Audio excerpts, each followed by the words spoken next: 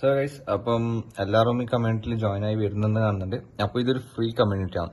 And first of all ഞാൻ video start ചെയ്യുന്നത് വെച്ചാൽ കംപ്ലീറ്റ് എക്സ്പ്ലനേഷൻ, ഈ കമ്മ്യൂണിറ്റി എന്താണ്, അത് നിങ്ങൾക്ക് എങ്ങനെയാണ് ബെനിഫിറ്റ് ആവുന്നത്, അതിന്റെ കാര്യങ്ങളെല്ലാം ഷെയർ ചെയ്യുന്നത്. ഇനി ഈ കമ്മ്യൂണിറ്റി ലിറ്ററലി ഈ കമ്മ്യൂണിറ്റി ഫുള്ളി ഡിജിറ്റൽ പ്രൊഡക്ട്സ് ആണ് ബേസ് ചെയ്തിട്ടുള്ളത്. ഓക്കെ, നമ്മൾ ഫസ്റ്റ് ക്രിയേറ്റ് ചെയ്യുന്നത് ഈ ഫ്രീ കമ്മ്യൂണിറ്റി ഡിജിറ്റൽ പ്രൊഡക്റ്റിൽ മാത്രം ബേസ് ചെയ്തിട്ടാണ്. അപ്പൊ ആദ്യം തന്നെ പറയാം, ഡിജിറ്റൽ പ്രൊഡക്റ്റ് എന്ന് പറഞ്ഞ സംഭവത്തിൽ കമ്മ്യൂണിറ്റിയിലാണ് നിങ്ങൾ ഇപ്പോൾ ഉള്ളത്. ഓക്കെ, ഒരു ധാരണ നിങ്ങൾ ആദ്യം തന്നെ വെക്കുക. ഡിജിറ്റൽ പ്രൊഡക്ട്സ് എന്ന് പറഞ്ഞ ബിസിനസിന്റെ ഒരു കമ്മ്യൂണിറ്റിയാണ് ഇത്.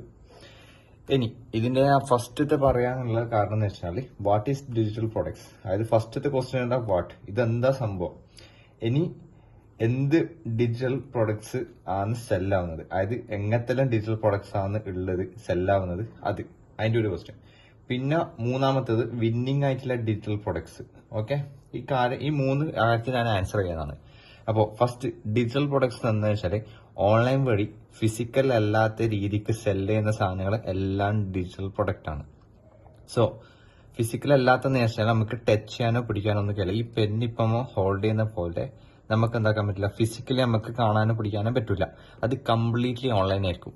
Nothing is like in real. Okay, അപ്പം അതൊരു വീഡിയോ ആവാം, എന്തും ആവാം. അപ്പോൾ അതാണ് എന്തെല്ലാം ഡിജിറ്റൽ പ്രൊഡക്ട്സ് എന്ന് പറഞ്ഞു കഴിഞ്ഞാൽ അതിലുള്ളത്. PDF ഗൈഡ് ഉണ്ടാവും, like how to do this, അങ്ങനത്തെ ഒരു PDFസിന്റെ ഇതുണ്ടാവും. പിന്നെ ബുക്സ് എന്ന് പറഞ്ഞാൽ ഇലക്ട്രോണിക് ബുക്സ്.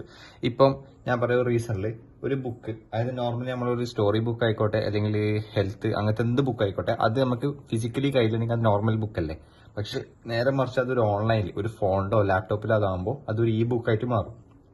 ഇനി ഒരു വർക്കൗട്ട് പ്ലാൻ, ഇപ്പൊ ജിമ്മിൽ നിന്ന് എന്ത് ചെയ്യണം അതിന്റെ ഒരു വർക്കൗട്ട് പ്ലാൻ അതാവാം, അതിന്റെ ഒരു PDF ആവാം. പിന്നെ വെബ്സൈറ്റ് ടെംപ്ലേറ്റ്സ്, അതായത് ഒരു വെബ്സൈറ്റ് നമുക്ക് ക്രിയേറ്റ് ചെയ്യണമെങ്കിൽ അത് പ്രീ ക്രിയേറ്റഡ് ആയിട്ട് തന്നെ ഉണ്ടായിട്ട് അത് നമുക്ക് ചെറിയ എഡിറ്റ് ചെയ്തിട്ട് നമ്മളെ അഡ്ജസ്റ്റ്മെന്റിലേക്ക് മാറ്റിയിട്ട് അങ്ങനത്തെ ഒരു കൊടുക്കുന്ന ടെംപ്ലേറ്റ്സ് ഉണ്ടാവും. പിന്നെ ക്യാൻവ എന്ന് പറഞ്ഞു കഴിഞ്ഞാൽ നമ്മളെ എന്താ പറയാ, ഈ ഫോട്ടോ എഡിറ്റിംഗ്, പോസ്റ്റർ മേക്കിംഗ്, അങ്ങനത്തെ തന്നെ അതിന്റെ ഒരു ടെംപ്ലേറ്റ്സ് അതെല്ലാം എക്സാമ്പിൾ പറഞ്ഞു മാത്രം. അപ്പൊ നിങ്ങൾക്ക് ഇപ്പൊ വാട്ടെന്ന് മനസ്സിലായി, എന്താണെന്ന് മനസ്സിലായി. ഇനി വിന്നായിട്ടുള്ള ഡിജിറ്റൽ പ്രൊഡക്ട്സ് എന്ന് പറഞ്ഞു കഴിഞ്ഞാൽ ഓൾറെഡി മാർക്കറ്റിൽ ഇപ്പോൾ സെയിലായി പോകുന്നതും, അതായത് ആൾക്കാർക്ക് വേണ്ടും ആൾക്കാരുടെ നീഡ്സും വാണ്ട്സും പ്രോബ്ലംസും സോൾവ് ചെയ്യുന്ന കാര്യങ്ങൾ, ഇത് നമ്മളെ കമ്മ്യൂണിറ്റിയിൽ നിങ്ങൾക്ക് തരുന്നതായിരിക്കും. ഓക്കെ, അത് മാർക്കറ്റ് റിസർച്ച് അങ്ങനത്തെ ഒന്നും നിങ്ങൾ നോക്കേ വേണ്ട. കാരണം ബേസിക്കലി ഞാൻ ഓൾറെഡി ചെയ്തുകൊണ്ടിരിക്കുന്ന സംഭവങ്ങളത്. അപ്പൊ എനിക്ക് ഓൾറെഡി അറിയാം എന്തിനെല്ലാം ഇൻവെസ്റ്റ് ചെയ്യണം, ഇന്നലെ ടൈം ഇൻവെസ്റ്റ് ചെയ്യണോ, ക്രിയേറ്റ് ചെയ്യാനോ പിടിക്കാനോ എനിക്കറിയാം. അപ്പോൾ അത് നീ നോക്കണ്ട. ഓക്കെ, നിങ്ങൾ നോക്കേ വേണ്ട. അത് നമുക്ക് കംപ്ലീറ്റ്ലി A to Z നമുക്കറിയാം, നമുക്ക് പറഞ്ഞുതരാം. കാരണം നമ്മുടെ ഡേ ടു ഡേ ബേസിസ്, അതായത് ഇപ്പോൾ ഇന്നും ഒരു പ്രൊഡക്റ്റ് ആണെങ്കിൽ നാളെ വേറെ പ്രൊഡക്റ്റ് ആണെങ്കിൽ അത് നമ്മൾ എന്തായാലും കണ്ടെടുക്കും. കാരണം നമ്മളും ഈ ബിസിനസ് ചെയ്യുന്നുണ്ട്. അപ്പൊ ഞാനിത് പേഴ്സണലി ഞാൻ ചെയ്യുന്നുണ്ട്. അപ്പൊ അതുകൊണ്ടാണ് പറഞ്ഞത്. ഇനി നിങ്ങൾക്ക് എക്സ്പീരിയൻസ് വേണ്ട, സ്കില്ല് വേണ്ട. അതാണ് ഈ ഫസ്റ്റത്തെ ഈ ഒരു ബിസിനസിന്റെ ഹൈലൈറ്റ് എന്ന് പറയുന്നത്, നോ എക്സ്പീരിയൻസ്. ഓക്കെ, നിങ്ങൾക്കൊരു എക്സ്പീരിയൻസ് വേണ്ട, അല്ലെങ്കിൽ ഒരു സ്കില്ല് വേണ്ട. ഫസ്റ്റ് ആണ്. അതായത് ഞാൻ പറയുന്നത് വെച്ച് കഴിഞ്ഞാൽ നോ എക്സ്പീരിയൻസ് നോ സ്കില്ല് ഇപ്പം പറയുന്നത്. അതായത് നിങ്ങൾ സ്റ്റാർട്ട് ചെയ്യുന്ന സമയത്ത് നിങ്ങൾക്ക് ഈ രണ്ട് കാര്യം ഇല്ലെങ്കിൽ നോ പ്രോബ്ലം. കാരണം നിങ്ങൾക്ക് ഈ ബിസിനസ് ഓൾറെഡി സ്റ്റാർട്ട് ചെയ്യാം. കാരണം സ്റ്റാർട്ട് ചെയ്ത് കഴിഞ്ഞിട്ട് നിങ്ങൾക്ക് ഈ സ്കില്ലും എക്സ്പീരിയൻസ് എല്ലാം ഓട്ടോമാറ്റിക്കലി അതിൽ നിന്ന് കിട്ടും.